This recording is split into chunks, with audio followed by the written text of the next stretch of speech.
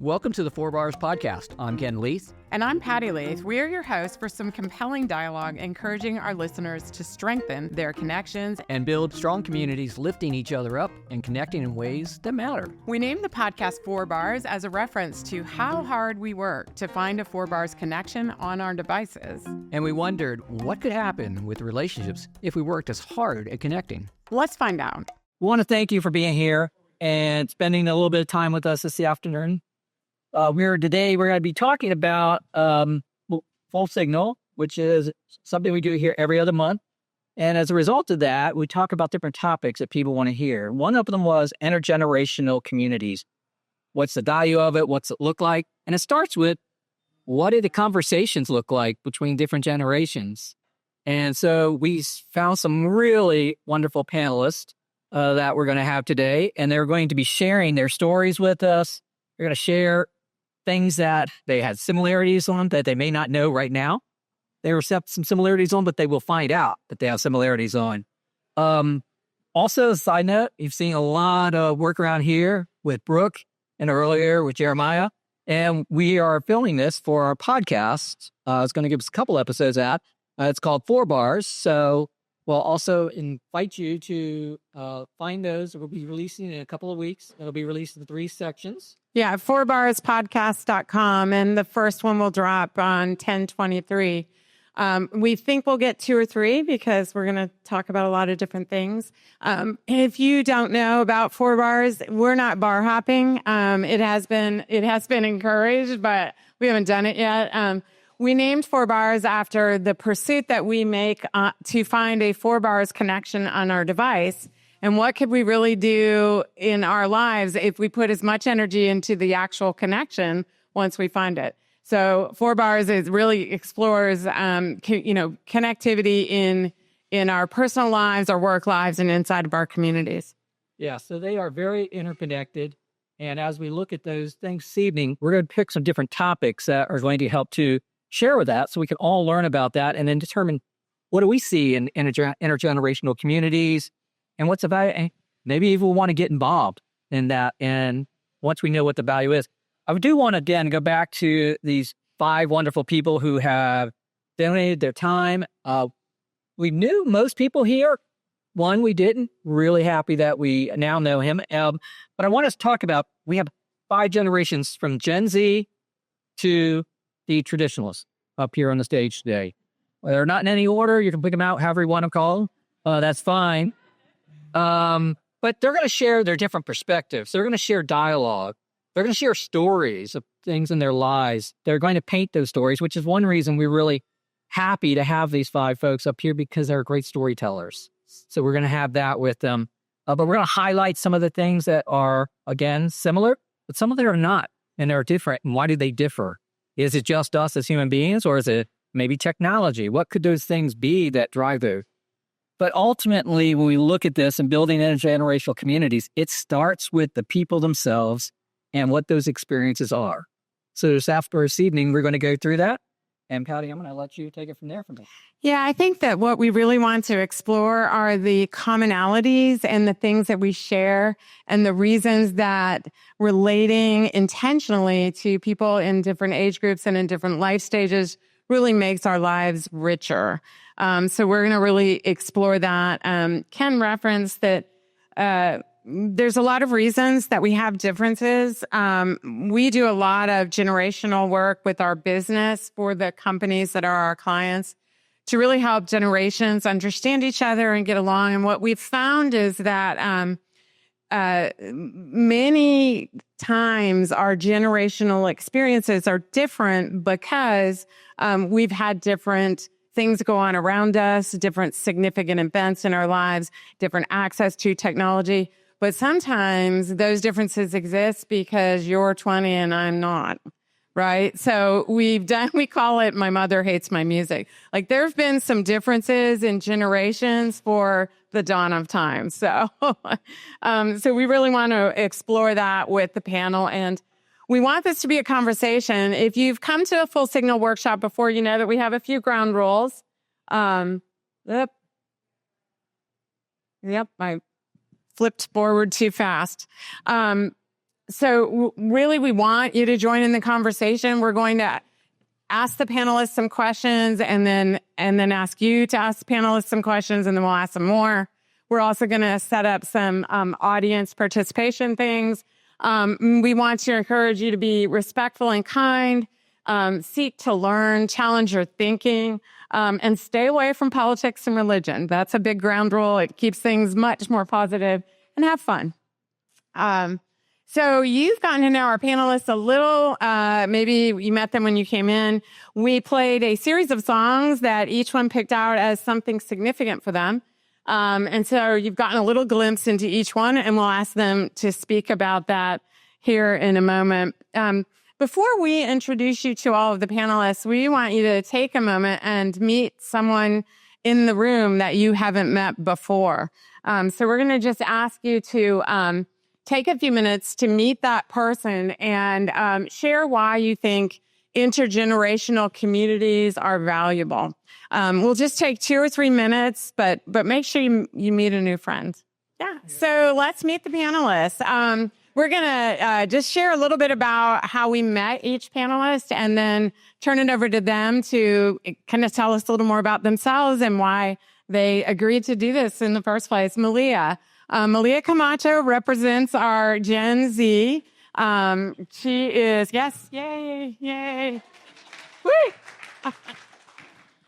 She has been active in our Full Signal series for several months now, and so we've gotten to know her. She's just full of wisdom and inclusive dialogue, and has such great insights that we wanted you to hear from her. So, Malia, tell us why you said yes. As you've said, I have been in the room when y'all are starting these conversations. And every time I've been in the room when you're starting these conversations, I see really cool connections between the people who are listening to each other and bouncing ideas off of each other and even contradicting each other. So I really like the human connection that y'all bring to a room when you start any conversation. Thank you. Okay, so the next person we have is Jeremiah. And Jeremiah is representing the millennials.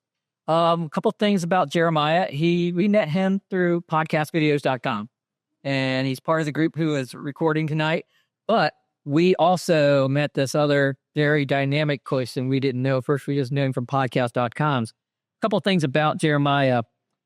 He is walking energy in a very positive way. He lives a positive lifestyle. He has a positive message. And he's really, if you've ever seen him around, he's around in the community a lot, supporting the community. Jeremiah, would you give us a little bit more information about you and make sure you let them know about Bang? For sure. Thank you for saying that. I really appreciate that, Ken. And can we make some noise for Ken and Patty for putting this on, please? Thank you. So as Ken mentioned, can y'all hear me back there pretty good?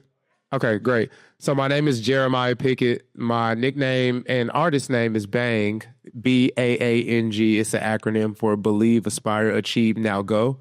And so I do music and I perform, host events, like you name it. I'm involved in the entertainment space, but also do video and marketing and help businesses and individuals and influencers capture high quality content that they can feel good about and put out to their network and their community. And we're really excited about that. Shout out to Brooke in the back for making us look good and sound good. Thank you, Brooke.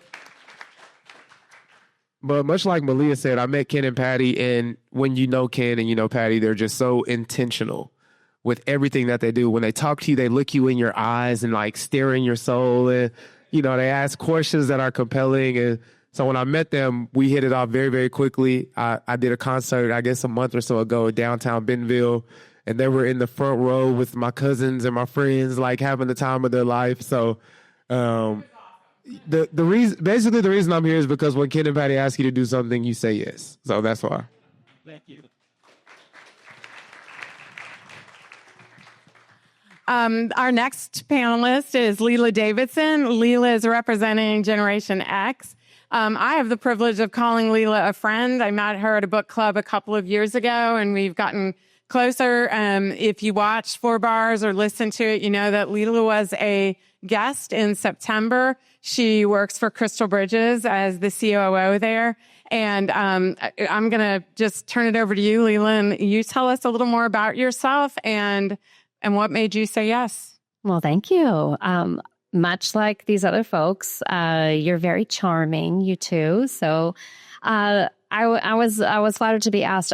I'm also just, we live in a very viral age, and it's easy to really get caught up in the tropes of our own generations. I enjoy a good Gen X meme more than anyone else.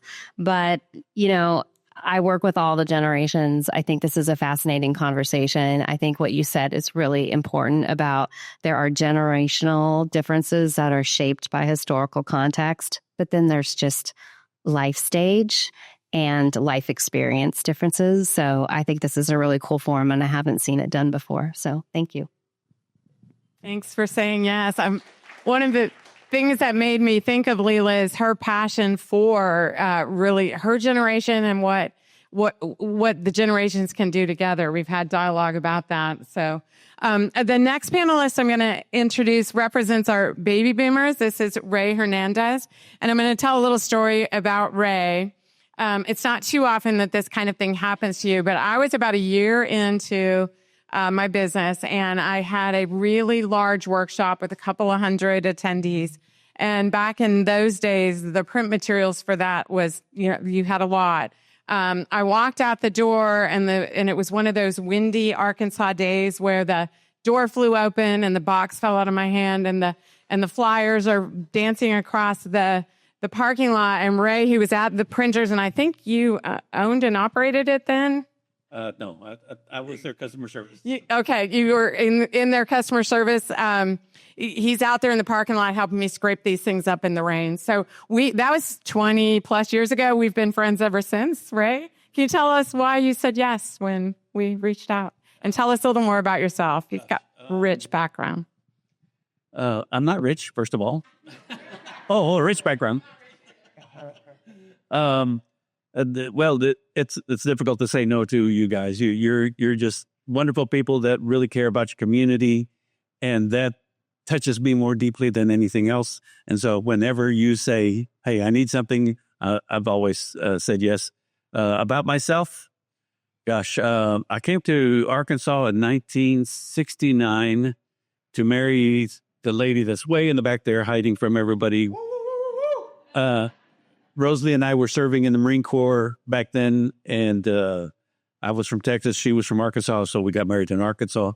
20 years later, we retired from the military and came back to Northwest Arkansas, and I've been here 36 years now, it seems like, and I stay active in the community. It had changed a lot from 69 to 87, and I found a lot of Hispanics were suddenly living in Northwest Arkansas. So I've been involved with all of the goings on there all these years, and have managed to stay active in that role. Thank you. Okay, so our last participant today, or should I say panelist, is a gentleman that we met more recently, and we were introduced to him through some friends. And I have to tell you, I am thrilled that they introduced him to us. First off, just the initial dialogue with him was just such that it's like looking through his eyes as he talked about Bentonville, Arkansas, and the region. He's been here pretty much his whole life. And he was telling us stories that I was mesmerized by. So that was a part of it that was really incredible. The other thing he did, which instantly stopped both Patty and I, he gave us a business card when at the end of our lunch together, and on top of his business card said what you needed to know. Big letters, friend, on top of his business card. And I was like, I need to know that gentleman, and he needs to be on the panel. So would you tell us a little bit about your life that I haven't shared? Because there's much more. Well, what Ken didn't share was I had not met Ken and Patty. And so when they approached me, I said, why did you ask me? And they said, well, we've talked around and we really need somebody not old, but really old. So thank you. I'm here. And I do have a question, Patty. What's a doohickey? You told everybody if they didn't have a doohickey. Do I have a doohickey? I don't think I have one, but anyway, okay. Good. All right. Been here 50 years. Actually, I am a redirected, unemployed physician who really, I'm just a friend. And I had to think a little bit about why I was invited because I'm old. So I did some research. And that was depressing. In fact, this has not been a good day. Has everybody had a good day? Yeah. I started mine with a colonoscopy. How about that? Yeah. So I did some research with the American Geriatric Society. If you're 75 to 80, now you're classified, Ken, as old. If you're over 80, you're old. That sucks. You know it, really? So anyway, that's why I'm here. I've been here 49 years. If you're familiar with Compton Gardens, I took over Dr. Neil Compton's practice 49 years ago. So it started off one of only 3 doctors in town. If it walked in the door, had to take care of it, delivered babies, surgery, all of the above. And I've watched everything happen. I was telling, also it's great. This is family. This is my twin brother, Jeremiah. So anyway, the building next door, I built 47 years ago. Interestingly enough, he don't believe me, I built it in 2 days. It was built by a company out of Madison, Wisconsin, that all they do is medical buildings, and we prepared the lot. 7 semis came in, and it was like Legos, and they put it together in 2 days, and it's still standing. That's pretty good. Wow. So seen a lot happen in Benton County. Fell in love with it. Can think of nowhere else I'd rather live and raise a family. And just looking out at this audience, walking over here, actually, I was going to drive, but my daughter, Corey, took my keys away from me because they wouldn't let me drive. But anyway, just seeing people with their kids on bikes and of all ages, we're intergenerational. It's already happening, and we get to be a part of it. That's pretty special, Patty. Okay. The 4 Bars podcast has been brought to you by Edges Inc., a growth advisory firm based in Bentonville, Arkansas. I founded the company in 2001. Edges promotes growth of people, companies, and ideas. Our team collaboration tool, called Interface Methods, is a basis for teams to work together more collaboratively, understand each other, and accept differences and address challenges together. We also started a nonprofit called Unform Your Bias. We teach kids and their adult influencers how to utilize storytelling as a means to reduce bias in the world. We hope you'll check us out, subscribe to our podcast, and look at our websites.